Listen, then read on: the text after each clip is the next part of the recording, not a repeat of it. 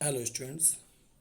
Students, today's topic is women's education, which was written by Dr. Sarvapalli Radhakrishnan, who was born in 1888 and he was died on 1975.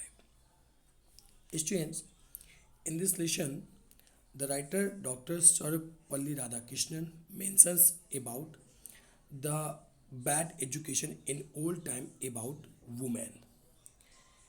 Okay, let's start the chapter. Students, in this chapter, it is given that you are living in an age when there are great opportunities for women in social work, public life, and administration.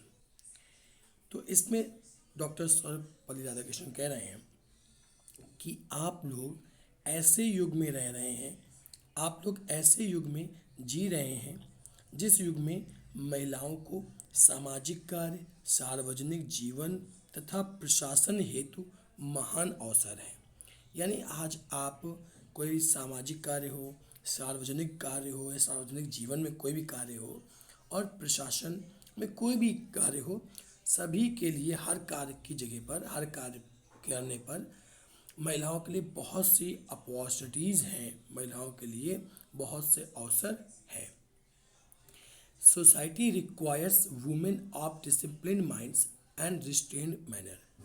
समाज आज की तारीख में अनुशासित मस्तिष्क तथा मर्यादित व्यवहार वाली महिलाओं की कामना करता है।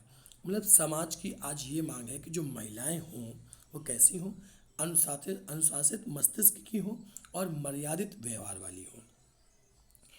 What ever line of work you undertake, आप किसी भी तरह का काम करते हो या किसी भी कार्य के अंतर्गत आते हो, you should bring it to it an honest disciplined mind, you will then succeed and have the joy of your work.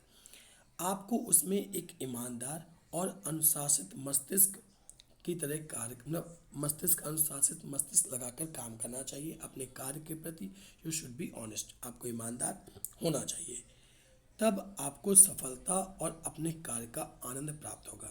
नहीं, तब आपको सफलता मिलेगी और अपने कार्य का भी आप आनंद प्राप्त करेंगे। उसके बाद डॉक्टर सर्वपल्ली राधाकृष्णन कह रहे हैं, actually in our country education so far as girls education is concerned. कह रहे हैं कि वास्तव में हमारे देश में शिक्षा, जहाँ तक कि बालिकाओं की शिक्षा का संबंध है, कह रहा है कि actually in our country education जो है, शिक्षा है, वो so far as girls education is concerned, तो पर्याप्त रूप से प्रसारित नहीं है। कंसर्ड मतलब संकुचित है, पर्याप्त रूप से is not wide spread in, पर्याप्त रूप से कैसी है, प्रसारित नहीं है। मतलब बहुत ज़्यादा इसका प्रसार नहीं है कि लड़कियों को शिक्षा दी जाए, ऐसी कोई बहुत बड़ी बात, मतलब बड़ी स्तर पर नहीं है कि लड़कियों को शिक्षा दी जानी चाहिए।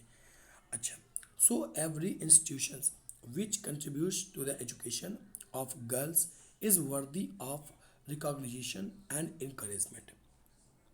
तो अब इसमें जो हमारा राइटर कह रहे हैं, इस कारण ये कह रहे हैं इसमें, इस कारण वह प्रत्येक संस्था जो बालिकाओं की शिक्षा में योगदान देती है, जो भी प्रत्येक every institute which contributes to the education of girls, योगदान देती है, मान्यता और उत्साहवर्धन की पात्र है। यानी वो प्रत्येक संस्था, वो इंस्टीट्यूट जो लड़कियों को एजुकेट करते हैं, उनका सम्मान होना चाहिए और उनका उत्साहवर्धन होना चाहिए। उसके बाद राइटर कह रहे हैं, बट आई एम एनेक्सियस। अब राइटर इसमें एक बात कह रहा है, किंतु मुझे ये चिंता है या मैं चिंतित हूँ दैट कि the kind of education that is imparted must not only be broad but should also be deep. कह रहे हैं कि मैं इस बारे में चिंतित हूँ कि जिस प्रकार की शिक्षा दी जाती है आज के इंस्टीट्यूट्स में, जिस प्रकार की शिक्षा दी जाती है, वह केवल विस्तृत ही नहीं अपितु गहरी भी होनी चाहिए।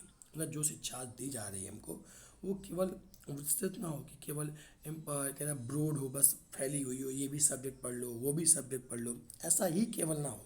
ऐसा हो लेकिन साथ में डीप, गहरी भी होनी चाहिए। It means we should have knowledge more about our subjects, more about our word, more about our living, more our more about our living work and our earning, इन सब चीज़ों के बारे में जानकारी होनी चाहिए। तो राइटर कह रहा है we are lacking in depth. अब राइटर ने बहुत अच्छी एक बात कही है, वो कह रहा है हम में गहराई की कमी है, यानी हम चीज़ को गहराई से नहीं समझते।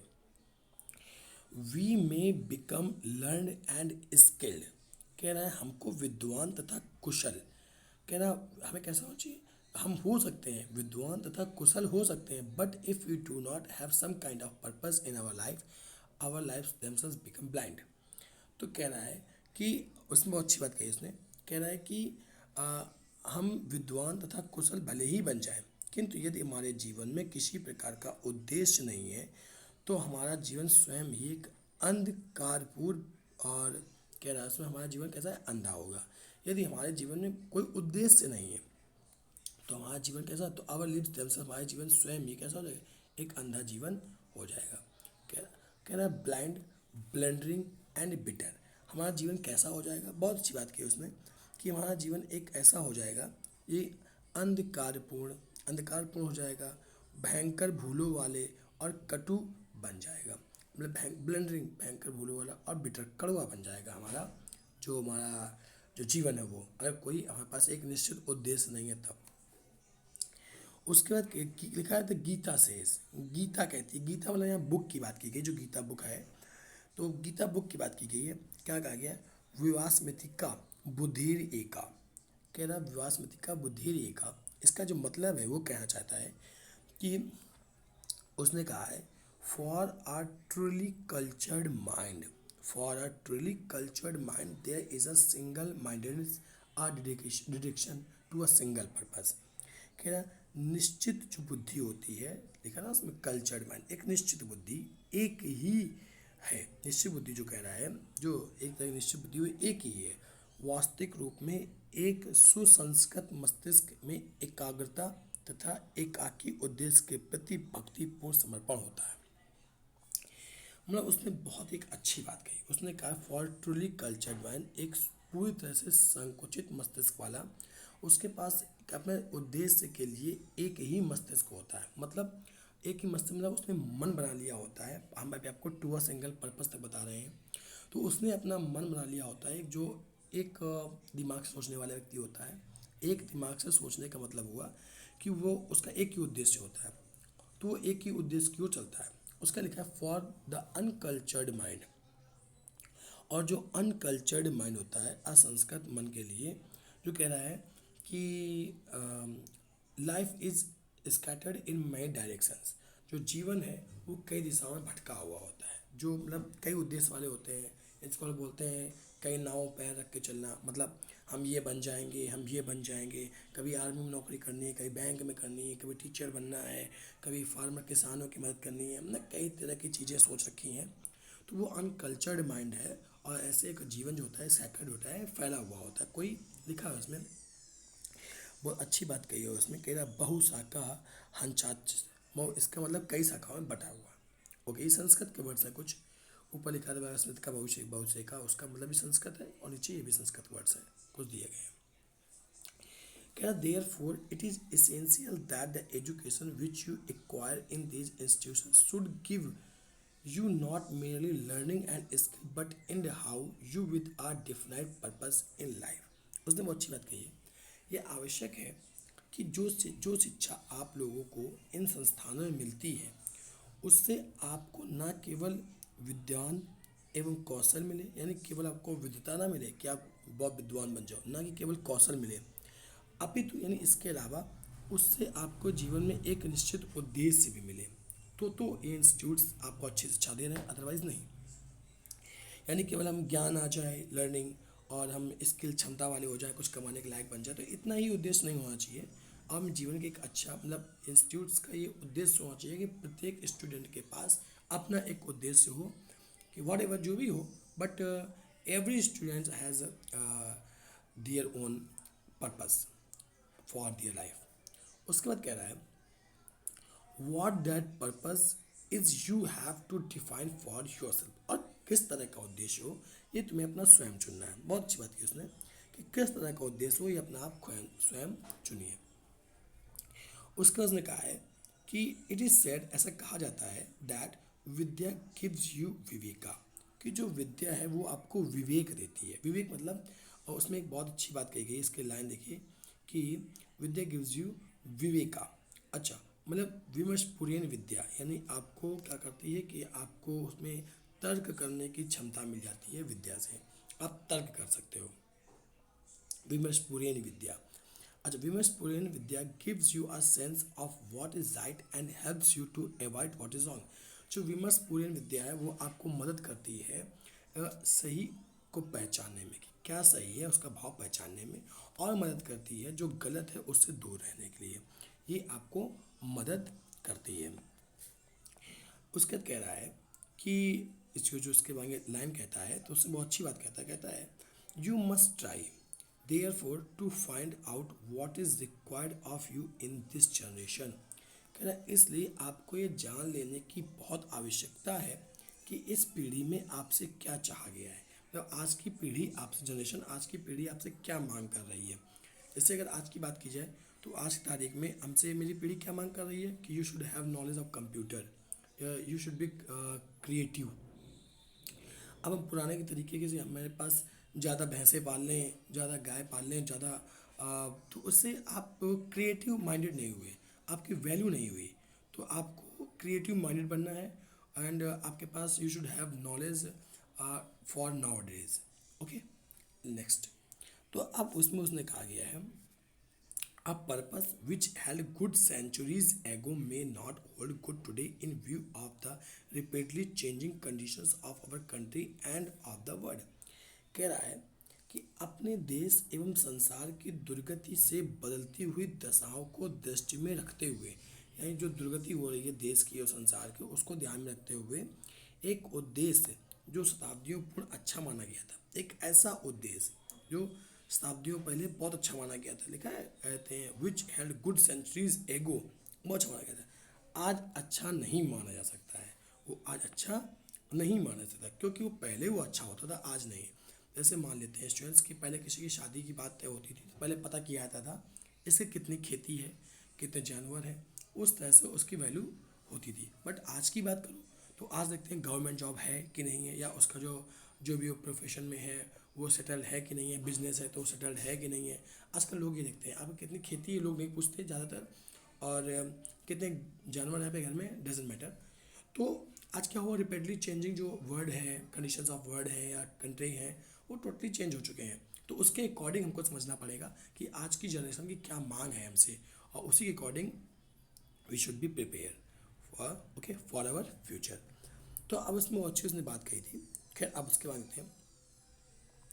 तो अब उसने कहा है अगर कि so the purpose which you adopt in your life, कि जो उद्देश्य आप अपने जीवन में अडॉप्ट करते हो, जो अपने जीवन में अपनाने जा रहे हो जाते हो, कह रहा है to relevant needs to present generation, उसकी आज की जनरेशन, आज की पीढ़ी से मांग होनी चाहिए। यानी आज की पीढ़ी अगर मांग कर रही है उस चीज़ की तो ठीक है, वरना फिर गलत है।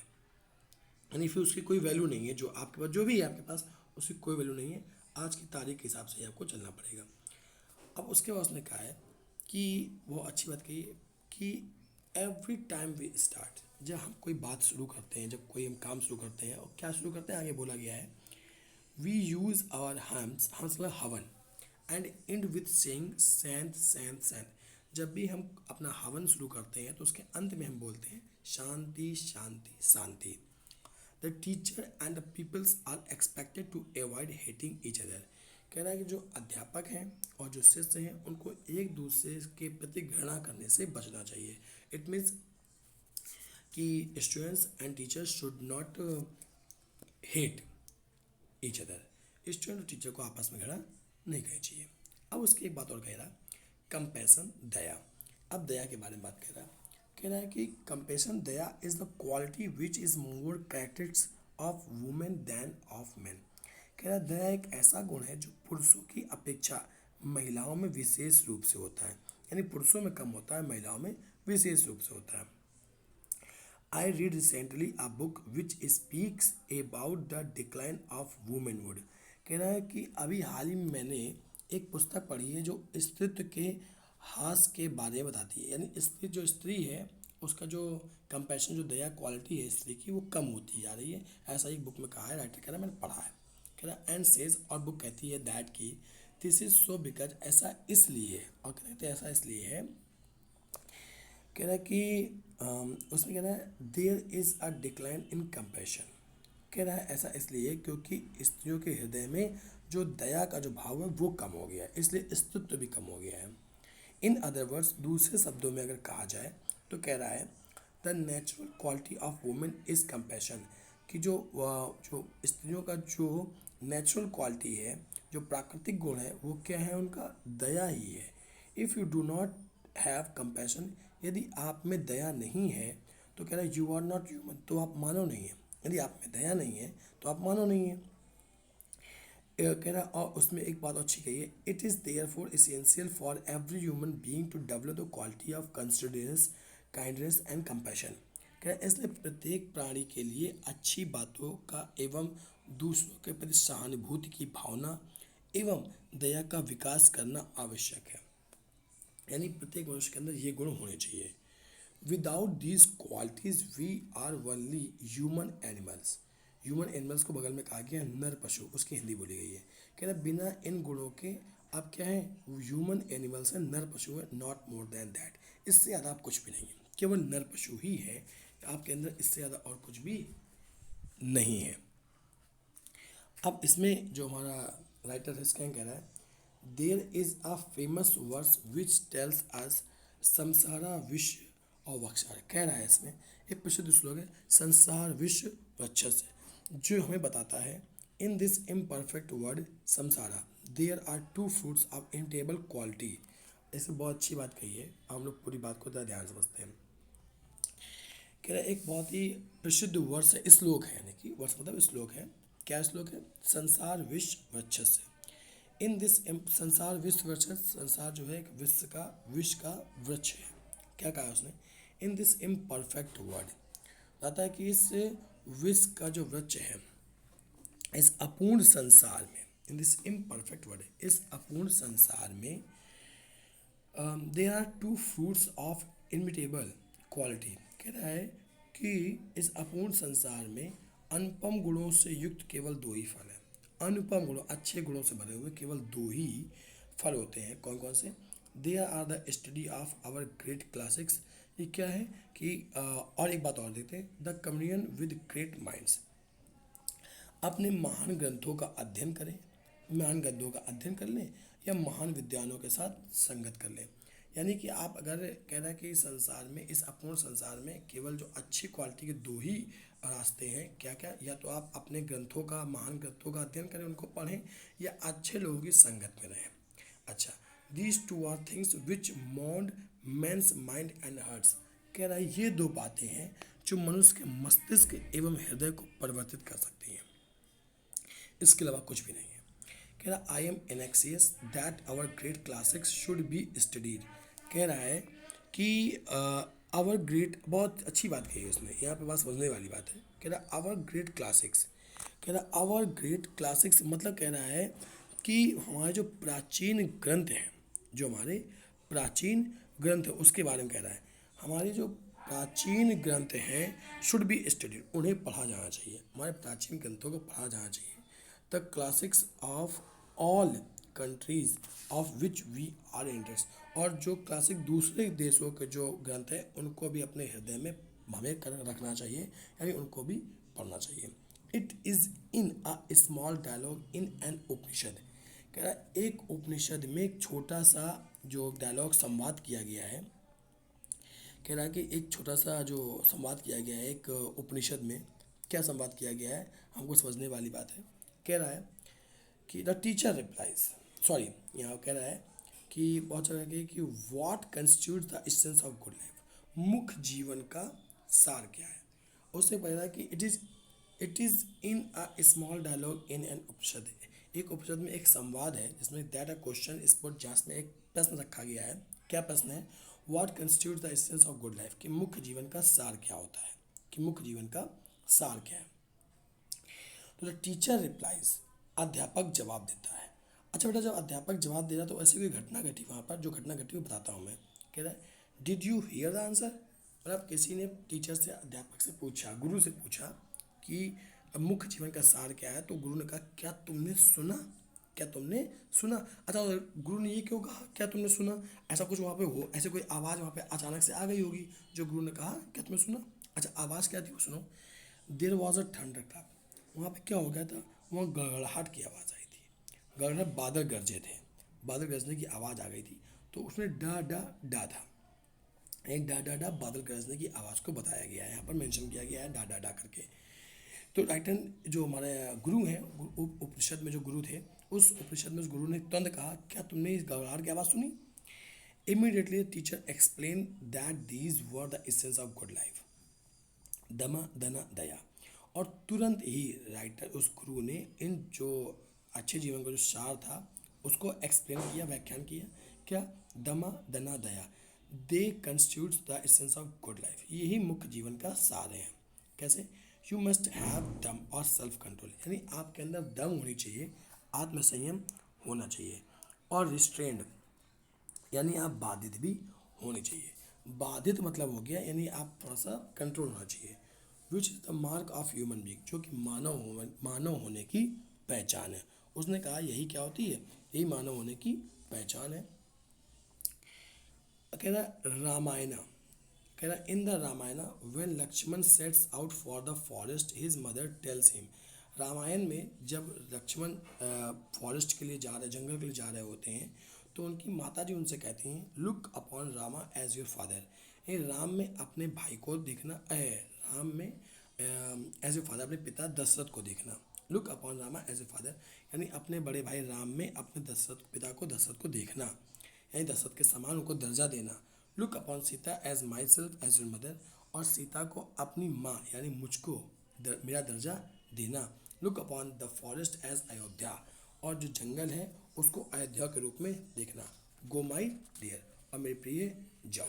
ये बात किसने कही थी, लक्ष्मण की माता जी ने लक्ष्मण से कही थी।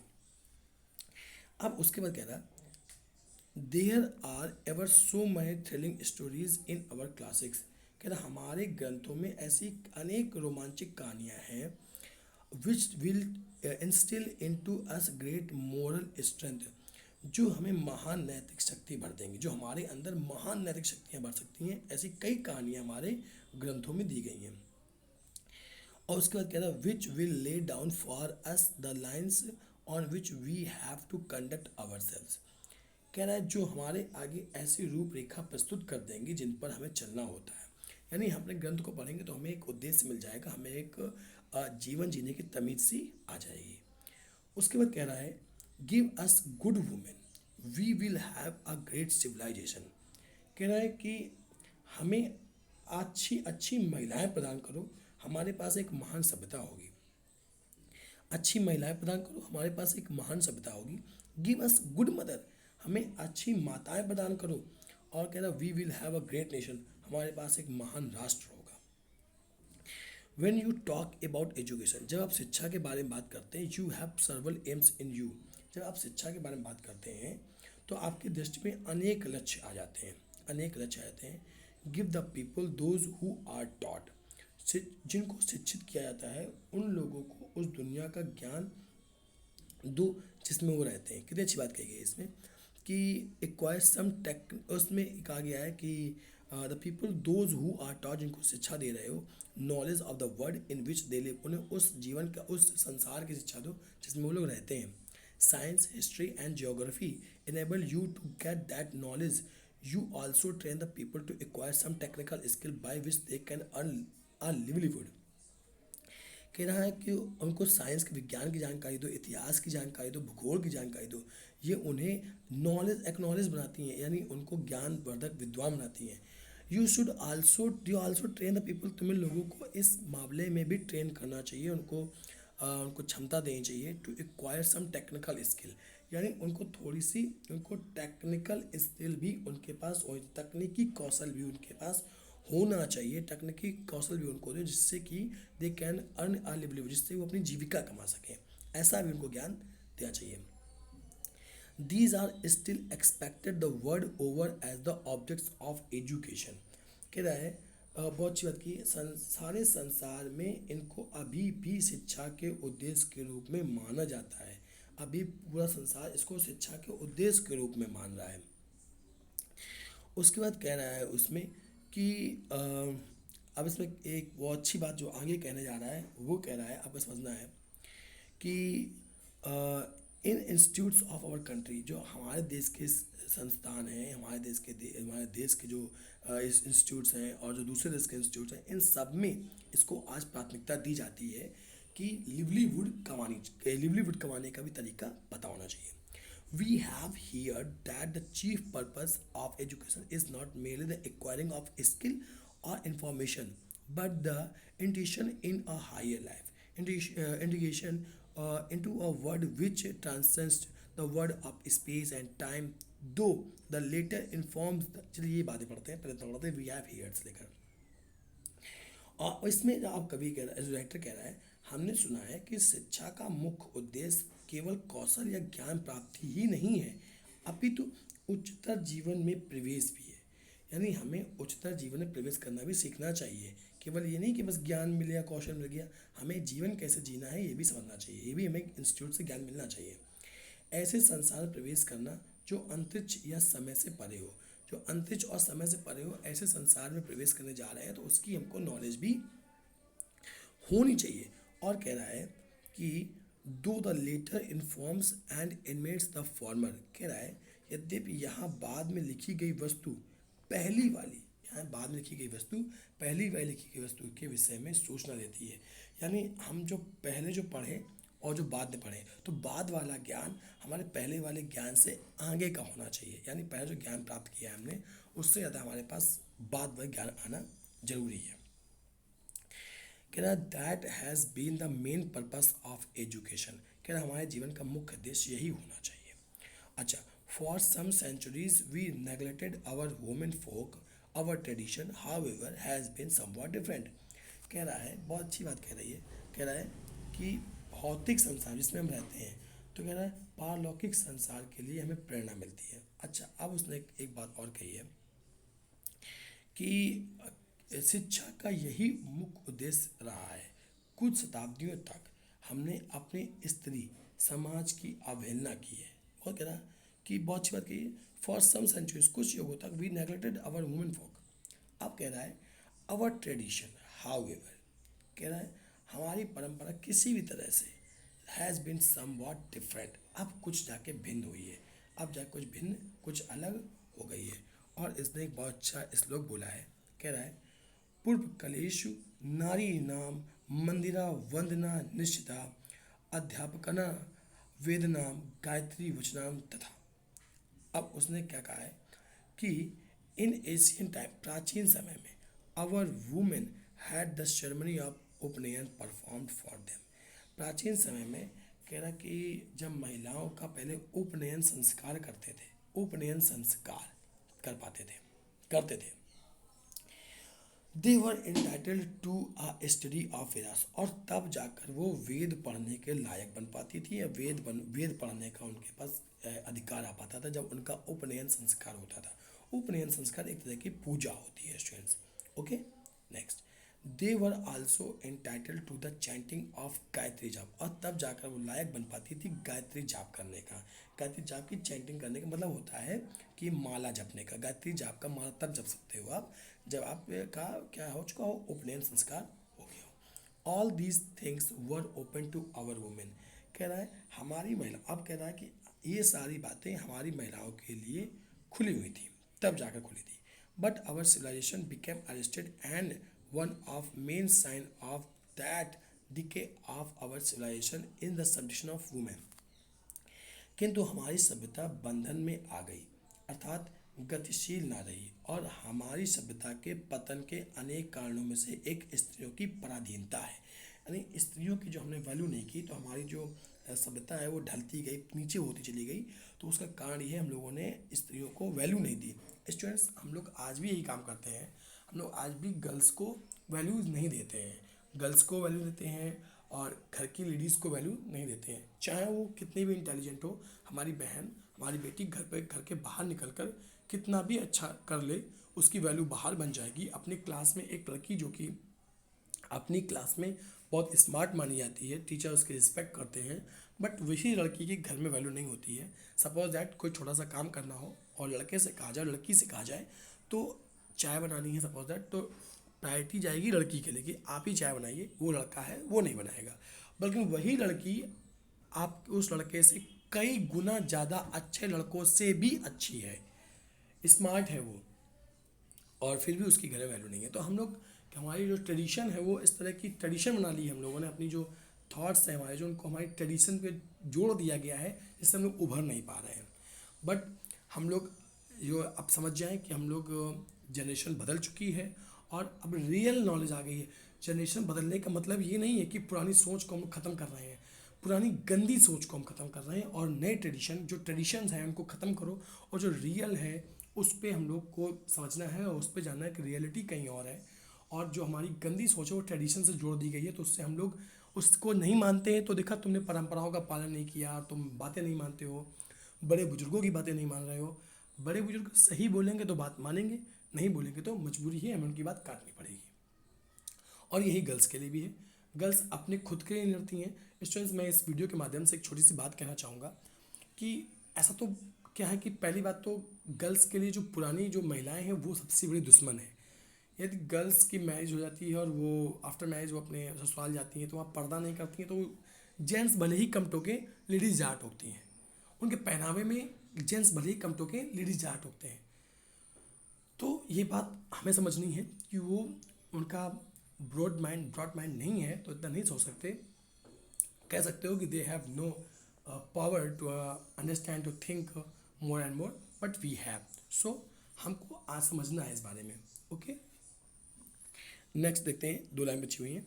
After independence through the extents of Mahatma Gandhi our revolution has been affected in our country. बहुत अच्छी बात कही है। स्वतंत्रता के बाद महात्मा गांधी के प्रयासों के द्वारा हमारे देश में क्रांति आई थी, एक क्रांति आ गई थी। And women are coming into their own, और स्त्रियां अपने गौरव को प्राप्त कर रही हैं। अब जाके जो महिलाएं हैं उनको क्या हो, थोड़ी सी छूट मिली हुई है। तो स्टूडेंट्स जो मेरा वीडियो देख रहे हैं उनसे एक रिक्वेस्ट है कि वो थोड़ा सा अपनी सोच को बदलें। वुमेंस एजुकेशन की बात नहीं है, वुमेंस एजुकेशन तो मिल जाती है, मैं बोल रहा हूँ बराबर मिल रही है, बट एजुकेशन ही एजुकेशन मतलब नहीं है। मतलब हमको ये भी समझना है कि उनकी और भी कई इच्छाएँ हैं, हम उनकी इच्छाओं को मार देते हैं। बेटा जब हम खाना अपने मन का खा सकते हैं और हम अपने मन से सो सकते हैं, तो फिर दूसरों के पहनावे पे टोकने का हमारा कोई अधिकार नहीं है। वो उसका मन है, उसको जो पसंद है वो पहनेगा। अब अगर किसी को गंदा लगता है तो नज़रें घुमा सकता है, वो अपना पहनेगा, और उसकी जैसे उसकी ज़िंदगी है, उसका जीवन है, अपने हिसाब से जीना है उसको, तो उसको जीने दो। आपका काम है ये देखना कि वो गलत रास्ते पे तो नहीं है बस। लेकिन आपको पहले अपनी सोच बदलनी पड़ेगी। आपके अंदर तमीज़ है पहचानने की कि नहीं है कि वो रास्ता, जिस रास्ते पे वो लड़की जा रही है वो रास्ता गलत है कि नहीं। तुम्हारे हिसाब से गलत है उससे मतलब नहीं है, वो रास्ता रियल में गलत होना भी चाहिए। तुम्हारे हिसाब से गलत है लेकिन कानून उसकी छूट देता है, या जो पढ़े लिखे लोग हैं, जो तमीज़दार लोग हैं, उनके हिसाब से रास्ता गलत नहीं है, और बेसिकली रास्ता वाकई में गलत नहीं है। लेकिन आपकी फैमिली, आपके ट्रेडिशंस आपको वो बताना गलत है, तो फिर वो रास्ता गलत नहीं है, आपको उसे जाने देना चाहिए। ठीक है ना। यदि आपको छूट देंगे तो फिर ज़्यादा अच्छा रहेगा। Okay students, if you have any problem then please go to doubt section and put your doubt, I will clear them.